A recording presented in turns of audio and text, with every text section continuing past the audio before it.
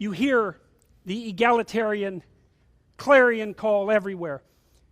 Everything should be equal. Everything should be equally distributed. We should strive for equity. It's like, wrong. Especially if you're a conservative. Wrong.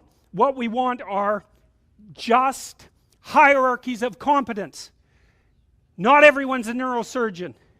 You know, if your father has a brain tumor, you probably want a hierarchy of competence for neurosurgeons, so you can pick the one that's the best, so that he might not die.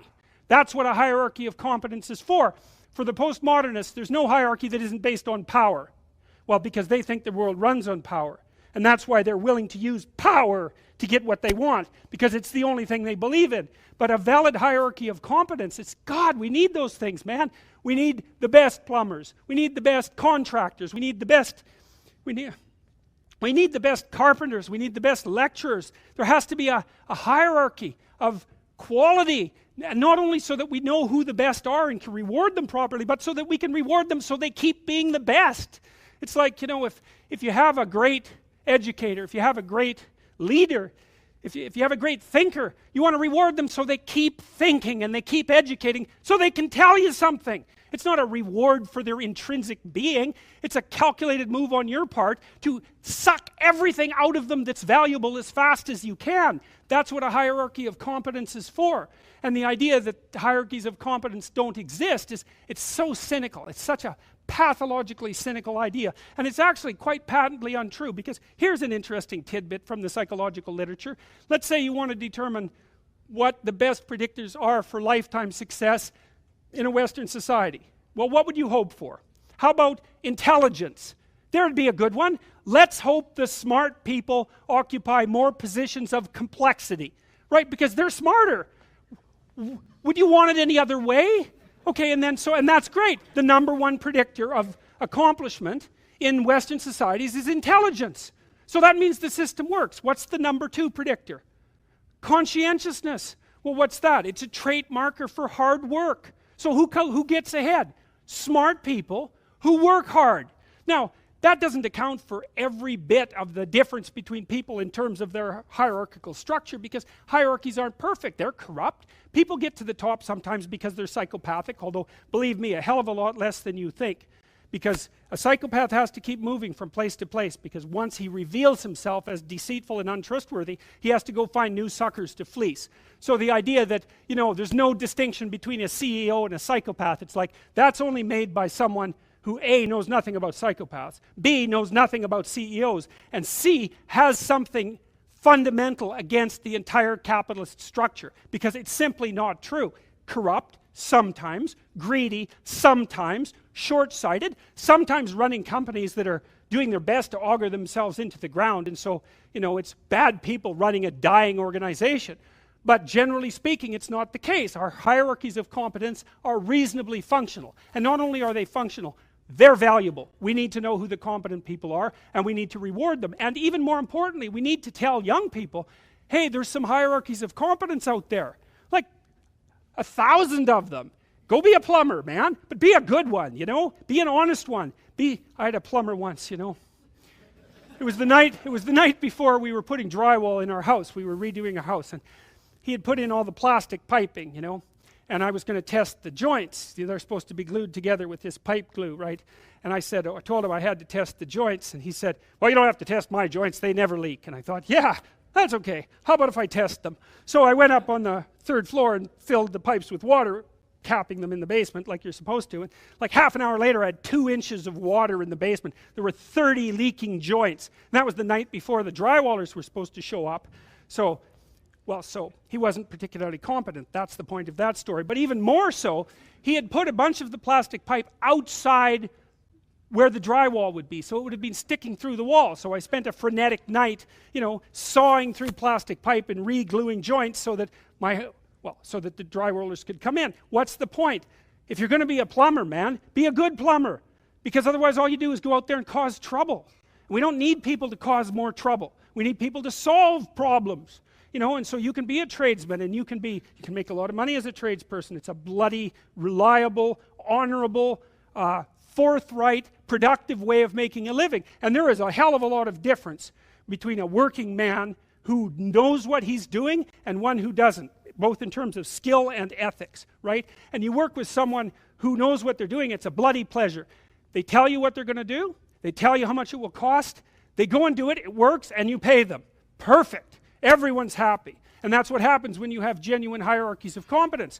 And so you listen to these panderers of egalitarianism and equity, and they fail to recognize completely that there are differences in rank between people. It's not such a terrible thing, man. Maybe you wouldn't be a great lawyer. Like, it's certainly possible. Most people aren't. But that doesn't mean there isn't something you could be great at. There's lots of hierarchies to attempt to climb, and if you fail in one, go try in another. But the point is, you're still trying to aim for the top, and what the hell are you going to do if you don't try to aim for the top? You know, flap about uselessly and whine about your life? It's not helpful. It'll just make you miserable. You're not reliable to anyone. You can't help out in a crisis. It's like, so you tell young people, and this is another message for conservatives, like, I don't care what you're going to do, but go out there and make something of yourself for God's sake. Be an honest person and work and get to the top of whatever it is that you want to get to the top of. You know, and stand up for yourself like a respectable human being and be a bit of a light on the world instead of a blight. You know, and you can tell young people that, and they haven't been told that by anyone now. And so the young men are so hungry for that it's painful to watch. They're so relieved when someone finally comes up and says, hey, you know, you get your act together a bit, discipline yourself, see if you can learn to tell the truth, concentrate on something for a year or two, you could be a bloody world beater. They think, really? That's possible? Wow, that would be interesting. That might make life worth living. It's like, yeah, it might. So why don't you go do it? That's what the damn universities were supposed to be teaching people, and they've forgotten that. I went to Harvard a month and a half. I used to teach there, and I talked to a bunch of students, you know, and I told them, it's not easy to get into Harvard, you know. Like, you're a valedictorian if you're at Harvard. And not only are you a valedictorian, you're way better than most people at least 2 other things, or you don't get in. And so, like, I don't know what the acceptance rate is, like 5%, and believe me, not everybody applies, so it's a very selective school. And so why am I saying that? It's like, these are high-quality kids. So I told them what I just told you. It's like, here you are at Harvard. It's like, get yourself educated, man. Read some books, learn to talk, learn to think. Make yourself into something. Get the hell out there and make the world that put you here happy that you were put there in that great institution. You know, and they came up to me afterwards and said, God, I wish someone would have told us that when we were in our first year. It's like, Jesus, why didn't someone tell them that? For God's sake, it's supposed to be the greatest university in the world. Is it so difficult to figure that out? Well, it is, if that isn't what you want to have happen in the university. You want to make cringing milksops who whine about being victims while they're going to Ivy League institutions. Jesus, it's pathetic. So the question is, how do you differentiate the utility of behavioral / psychotherapeutic treatments for conditions like depression versus medical treatments? Okay, so the first thing I would say is, don't underestimate the utility of medical interventions. Depression is a catastrophe. It carries with it a very high suicide rate. And it also levels people out, and it's really hard on their families. And so, and it's physiologically extraordinarily damaging. And so, if you're in a depressive state and it's severe, you can try an antidepressant. You'll know in a month if it works. If it works, well, maybe it'll help you get your life together. Like, we could say, well, maybe you're depressed because your life isn't very well together. Could be. Sometimes people are depressed, their life is just, it isn't fine, because no one's life is fine. Everyone's life is a tragedy. But sometimes people have their lives in order as much as you could expect anyone to have. They have friends, they have an intimate relationship, they have a career that they like. You know, they're qualified, industrious people, working hard on what they're doing, and really playing a minimum number of games with themselves, and they're terribly depressed. Antidepressant, man, sometimes that will just fix it. And so hooray, like, you're a biological entity. If there's something out there that can help you strengthen yourself so that you can prevail, great. And you know, people, you hear, everyone takes antidepressants, you know, everyone's taking them. It's like, no one takes those bloody things without serious consideration. Half the time I spend with my clients who are depressed is often the 2 years long attempt to get them to tentatively try an antidepressant. because they're so guilty that they're relying on an external crutch to sort out their lives that they can't even tolerate it. But you know, I say, well look, man, what if you had diabetes?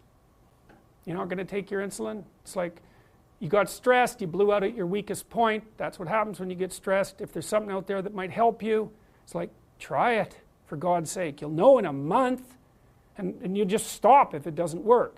Now, having said that, you want to do a multidimensional analysis. It's like, well, do you have any friends? Do you have an intimate relationship, or are you pursuing one? Do you have a reasonable career? Are you as educated as you are intelligent? Do you have something useful to do with your time outside of work?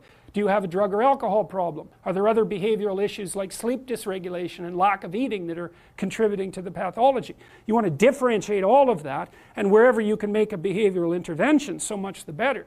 But sometimes too, you're dealing with people whose lives are so wrecked that they don't even know where to start. They're different than the ones who have everything in order, say. And you say, well, try this, man, maybe you won't cut your throat in the next month, because if you're dead, it's going to be hard to work with you. And medical interventions, anything. If you're sick, you do what is necessary to get better, and you leave your pride behind if you have to. And that says nothing about the utility of the behavioral interventions. You want to hit the problem with everything you have at your disposal. But some antidepressants, especially for people whose lives are together and who are depressed, antidepressants can be absolutely miraculous. So, you know, when you hear about the clinical evidence in their favor being iffy, and that's partly because the diagnosis of depression isn't very well formulated. It's very different to have a terrible life than to be depressed. And antidepressants can only help you so much if you have a terrible life. So